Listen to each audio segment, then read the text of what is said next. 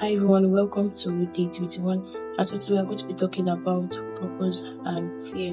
One of the greatest threats to purpose is not failure, but fear. Fear has deprived, derailed, and even delayed many people from the path of purpose, not because they were incapable or because they were insufficient, but just because they were afraid. If you should trace back abandoned pursuits and the reason why many people give up or stopped at some point is because of this reason of fear. And so today we're just going to be looking at what fear actually is and how to deal with it, right? Because it's something that can be dealt with. So there are many instances or expressions of fear, particularly peculiar to this part of purpose, right? There's the fear of starting again, there's the fear of not being enough, there's the fear of failing, there's the fear of the unknown, there's the fear of the future, there's the fear of making mistake or doing something wrong, and so much more, right? I noticed that one fear leads to another fear, leads to another fear. So if you have, for example, the fear of making mistakes, then that will also mean that you also have the fear of starting, right? And that will also, because you have the fear of starting, that will also mean that you also have the fear of not being seen or not being judged. You see that fear is not just one thing, right? We just think that you just have the fear of making mistakes, but when you look at it really well, you find out that there are many more fear attached to that one fear. So there are so much more. Like fear is like a package, right? And so it's like a whole package rather than a single element. And so the good thing about this topic of fear is that fear can be learned, right?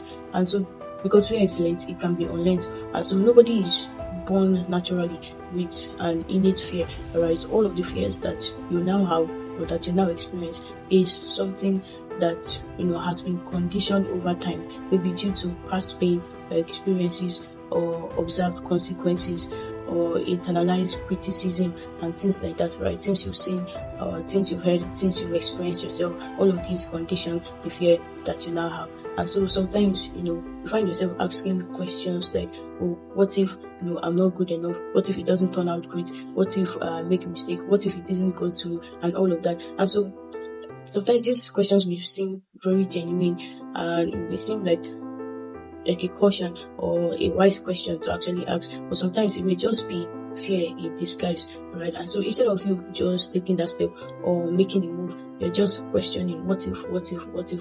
I noticed that this what if is usually in the negative aspect, right? So you never ask what if this goes right, what if this goes well, what if I'm actually aligned, what if I can actually listen and I don't make mistakes. So you notice that whenever you begin to ask the what if question, is usually directed towards the negative aspect, then you should check it really well, because sometimes it could just be fear in disguise instead of wisdom, or just you trying to be critical or realistic. And then when you do that, try to direct the what if into a positive aspect or direction, right? So instead of saying what if I'm not good enough, what if it doesn't work out, just say what if I'm actually good enough, and what if this thing actually works out and becomes a success.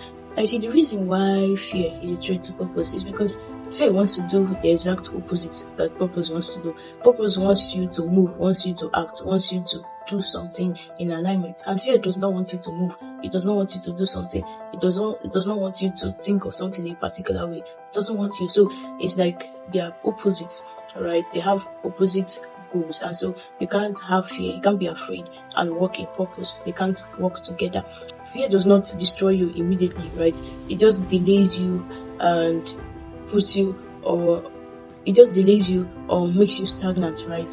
And that looks like over preparing, overthinking, excess rehearsal, excess external validations, and all of that. You may think that you're actually trying to be prepared enough or to be confident enough, but in reality, you're actually stalling and you're actually wasting time and you're actually afraid. At the end of the day, you find out that these things, overthinking or preparing so much or having excess external or internal validation, at the end of the day, you find out that these things are not actually the cure for fear, right? Because you can prepare as much as you want, and when you get on the stage or when it's time for you to do what you have to do, you still be afraid, right? So the real antidote to fear is action, right? The real antidote to fear is action, right? Because think about it, fear does not want you to do something, right? And so when you do something, you're doing the exact opposite of what fear wants you to do, right? And so by doing that, you're actually overcoming fear or overriding fear, right? And so that's how it's meant to work. So you're just preparing,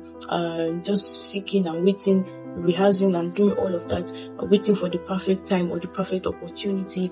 It's not going to chase fear away, right? Because that's exactly what fear wants you to do. Fear wants you to stall, it wants you to over prepare, it wants you to keep you in that state of preparation and rehearsal, all right? But the moment you go out and just start and just do it, you notice that fear is eliminated, right? And so this is what people mean when they say do it afraid. They are saying that for those who are fearless, they are fearless not because they're fearless, but because they cared less about the fear, right? And so their focus shifted now from the fear to the action, right? So they're more focused on getting this thing done than the fear before them, because the truth is that fear will always be there at some point when you're trying something new, when you want to do something you've never done before, when you're starting out, just things that are just new to your body or to your mind, or things you've never experienced before.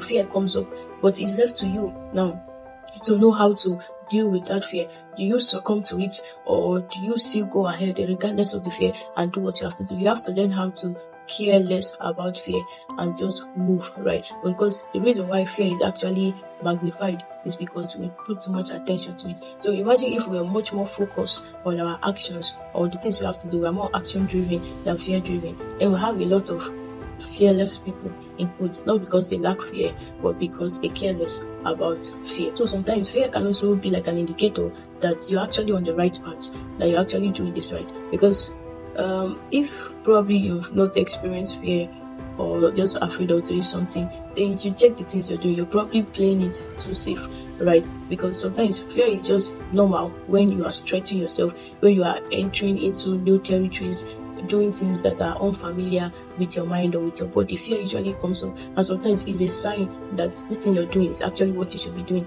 rather than a sign that you shouldn't do it, right? So sometimes fear can be confirmation. So just think about it when you're about to do something new, when you're about to, just go all out and all of that, and you're afraid. That should be like a confirmation. Wow, I'm afraid. That means actually you really do this thing. It may sound weird, but that's how it actually works. So sometimes you just need that fear to confirm that you're actually doing something right, you're actually doing something that is worth it.